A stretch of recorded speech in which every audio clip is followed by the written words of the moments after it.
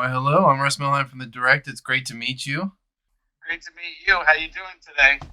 I'm doing good. I saw Kung Fu Panda, and I really enjoyed it. So congratulations on making that fourth film a reality.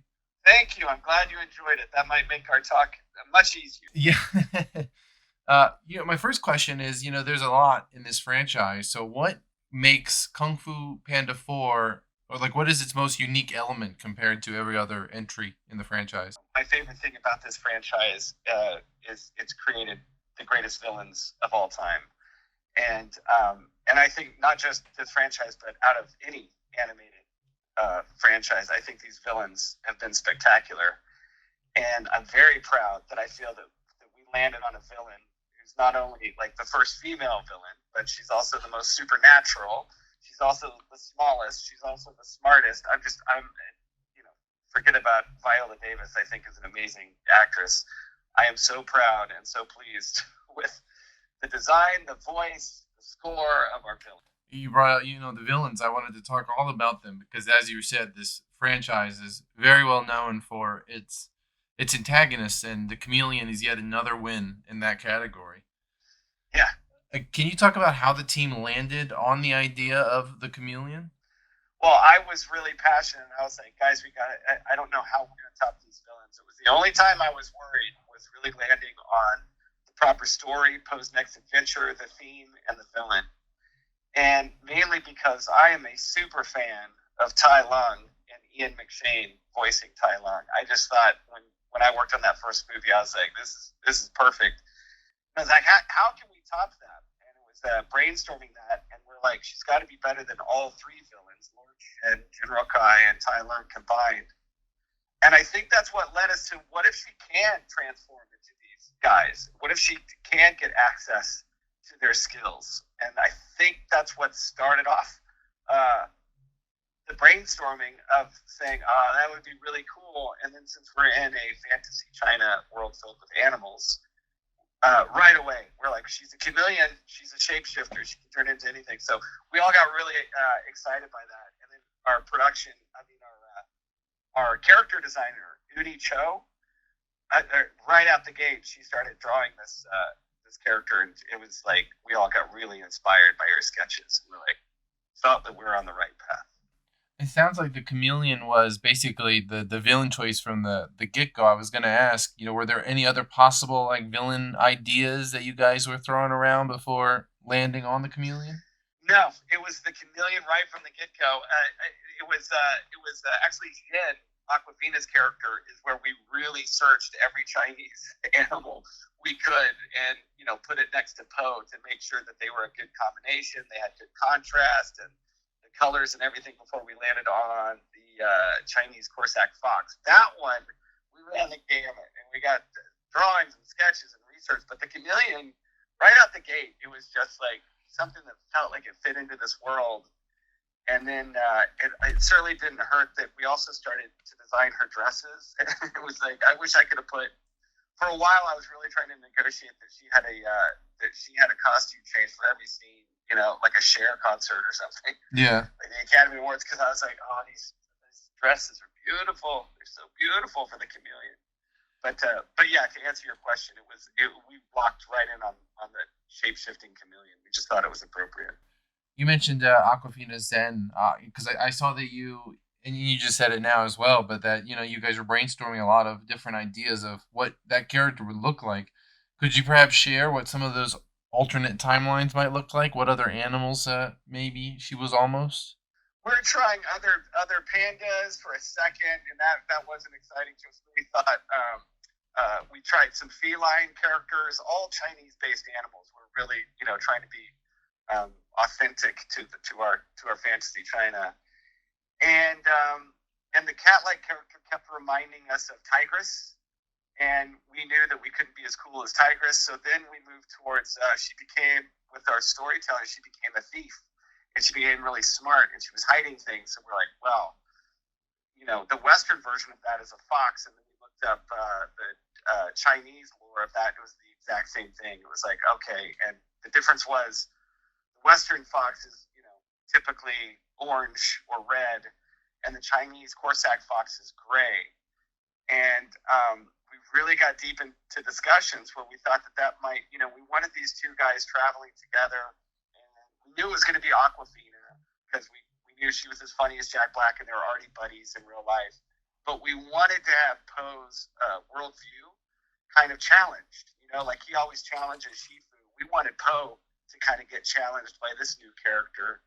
And if you don't mind me sounding nerdy for a while, because our conversations get really nerdy and really deep. But we thought, okay, Poe's a panda, black and white panda. He sees the world in black and white. There are heroes and there are villains. And then we're like, oh, this gray fox is kind of shades of gray. And we thought maybe she's a friend. She's helping Poe take down the villain, but at the same time, she's also a thief, and she hangs out with criminals in the Den of Thieves. So we thought that was kind of arty, kind of nerdy, but we're like, oh, that's cool. She confuses him, and he can't judge a book by its cover. And, are people capable of change, which was our theme. So, I want to jump back to Ian McShane's Tai Lung, who got to return. How great was it to be able to incorporate him back into the story of Poe? Dude, for me, it was absolutely fantastic. Like I said, from any animated feature, that guy's my villain. I just love him. He's got such a rich backstory. He's got a beautiful design. I love the set. All of these films rely on looking at Poe from the very beginning, first film to the second to the third to ours. You're just like, he can't win. There's no way this guy's going to win. And somehow that's really helped by Jack's performance. Jack makes choices where you're rooting for him. But you're just like, there's no way this guy's going to pull it off. And certainly there's no way he could pull it off with Tai Lung. And at the end he does. And it was so satisfying, and you don't question it. And I was just like, he did it. He takes down the worst villains. And it's one of my favorite things about this franchise. Every time the underdog wins, and you know what's going to happen, but you don't see how it's going to happen. It feels like it's not going like any great Jackie Chan film. You're just like, it's impossible. There's no way this guy's going to win this fight. and then they do. It's like some of my favorite episodes of Game of Thrones in the earlier season. Like, you're just like, there's no way this guy's going to come out on top, and then they do. I just love it. Did any other of the previous villains ever get a similar hefty spotlight, or was that pretty much always Tai Lung's and no one else's? We had them all even, Steven, but Tai Lung always was front and center. And it really helped that Ian McShane was willing to come back and really into his character. But yeah, it was first and foremost Tai Lung. As a matter of fact, at one point she could just turn into Tai Lung. And as a Tai Lung fan, I was like, this is great, but I feel ripped off. I want to see the real Tai Lung come face to face with the villain. And so that's when the story evolved, where it's like, okay, she doesn't just turn into Tai Lung. She meets him face to face and then takes his skills. So there's the Furious Five, who were absent for pretty much the entire film. Can you talk more about why that was the case? Was it for logistical reasons, story, or a mixture of all the above? Well, it's a part 4, and we wanted to expand the world, and we wanted to take Poe out of the Valley of Peace for the first time. And already we're inheriting a great cast. Dustin Hoffman as Shifu has to come along. Definitely James Hong as his dad, Mr. Ping. He's a must. In my mind, I'm a super fan. He's got to be there. And then Bryan Cranston is such a great combo platter as the new dad that was introduced, Lee, in the last film. So it starts to get really crowded. And we thought it was exciting. We started to explore what could the Furious Five be doing. And so when you watch our film, as you know, you get to see what the Furious Five, all their tasks off. That they're all off on separate, weird, cool missions. And we thought that was interesting. And then it was just to really make room for more characters, like the boar. Ronnie Chang is the fish. You know what I'm talking about. Yeah. We have a lot of new characters. The pangolin, Granny Boar. And we just really wanted to expand the world and bring in new characters without getting crowded. And then at the same time, we felt that we gave, the diehard Furious Five. I love the Furious Five. We give them a taste of things to come at the end of our film. We give them a taste of what they're off doing, and then a taste of they're going to be back. Right. Because I wanted to ask about the after credit scene. How late in the process did you guys decide that you could add the Furious Five in at least a little bit?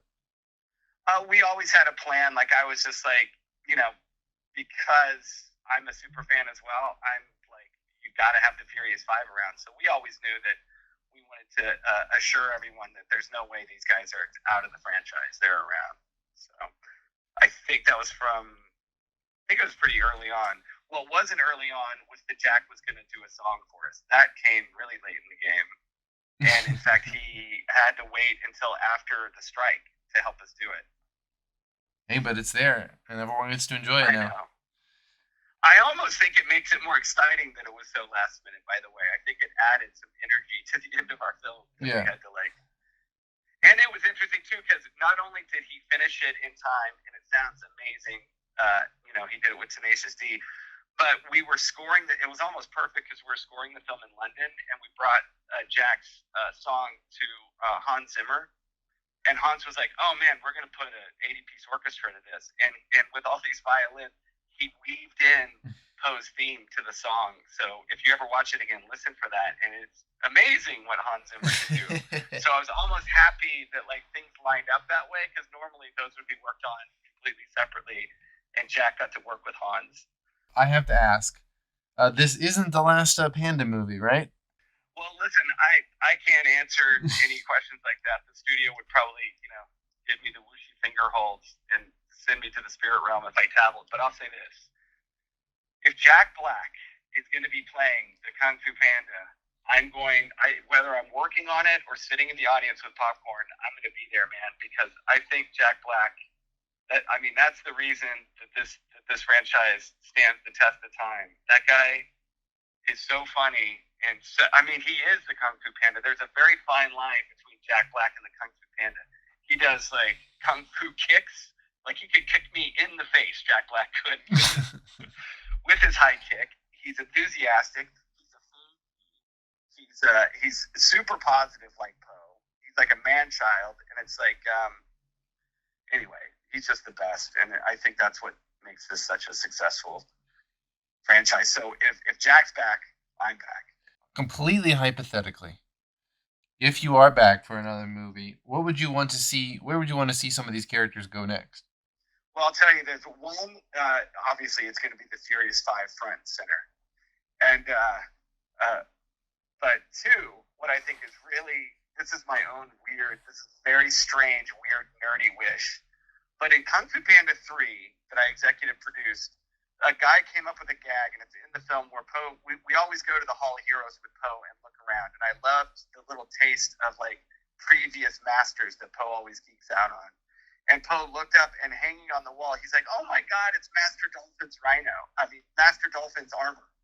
And you see this dolphin armor that's hanging up on the wall. And that just, when I saw that, it blew my mind. I was like, there's a whole underwater world for Kung Fu Panda. I'm like, is there an ocean with, animals that fighting Kung Fu? And so that's really what led us to the idea of Ronnie Chang as a fish inside the pelican's mouth. Yeah. So that came from that. And then our stingray fight at the beginning came from that Master Dolphin armor joke that was just a random storyboard joke that I believe a guy named Derek Dreimer put into the film. And so I always think, man, what's it like in an ocean in a Kung Fu Panda world? But I don't know if that's possible. It's probably too expensive. I have no idea what the story would be. But I want to see more aquatic animals. That and bugs. I love it that Seth Rogen's character is Mantis. And he's like the only bug you see. And I'm like, there's a whole bunch of bugs out there in the Kung Fu Panda world. So again, I honestly think, just with the Furious Five alone, this franchise can go on and on and on if it wants to. If the fans want it, rather, I should say. Now, two super quick questions for you to round out our conversation. I wanted to pivot real quick. You also directed the Lego Movie Part 2. I have to ask, what are the odds the world might see a Part 3 one day? You know what? That's a great question. I got the same thing. If Chris Miller and Phil Lord, those are my buddies that do Spider-Verse, and they directed the first Lego film. They also directed 21 Jump Street. Those guys are the producers, and they were such a blast to work with, and such Lego fans. It was ridiculous. Like they even sent me to the I got to go to the Lego factory in Denmark where they make Legos. It was incredible. So if those guys are back and helping out, I would same thing. I'm working on it or I'm sitting in the theater with popcorn watching it. Those guys can do no wrong. I had a blast working on the Lego sequel. Yeah, I mean, I hope it happens one day. That would be fun. I You, know. I love that Rex Danger Vest. I love the time travel in that thing. And when everyone's there's such those producers and writers, they're so funny. When everyone's like curious about time travel, they just have a character go, it's time travel. Don't get too much into it. It's crazy. And then the story moves on. I was like, oh my gosh, this is the easiest directing I've ever done. You guys make it so easy for me. Now, to round us out, when audiences leave the theater after having seen Kung Fu Panda 4, what is the key message you want viewers to take with them? I think it's really cool. There's two things. One, it's the idea of change, and I think kids can relate to it because kids go to grade school, to junior high, to high school, and I remember that being kind of a scary time when I was a kid. But adults, from moving from one job to the next, or moving locations or homes, it can be filled with anxiety and stress. And what Poe learns, and what I feel, hopefully an audience will just feel through our theme, is change is good. It's not something to be feared. You're not losing who you were. You're not losing anything. You're just gaining perhaps more of who you are and maybe becoming someone even better than you already were. So that's one theme. And then another one is just simply, Poe reacting to Zhen as a thief. And is she capable of change? And I think in this very internet world that we live in, people are willing to point fingers and say, well, that person's good or that person's bad, or dare I say, that's a bad movie, that's a good movie. And I'm like, I think there's shades of gray, and I think we should be open to that. And I think we should all relax about our knee-jerk reactions and realize that it's a big old world and no one's perfect. Everyone's imperfect, and there's shades of gray all over the place. So those are the two things that, I don't know if it's in your face, but maybe you feel it through our storytelling. Yeah. Well, thank you again for talking to me about the movie. I'm excited to I see what may appreciate it. come next, and I hope you're involved with it. Maybe it's Lego. Who knows? Hey, I should say too, thank you for getting people excited to see this in the theater. We have like over 300 artists that work their ass off to make this look beautiful on the big screen, and we do the sound mix, and Hans does his music that fills a big theater room. So I really got to thank you for getting people to leave their streaming service, get out of their home, and go see this on the big screen. I'm really appreciative. Of course, of course. Always happy to help and hype up these new movies, especially when they're as Right vibrant on. and fun as Kung Fu Panda.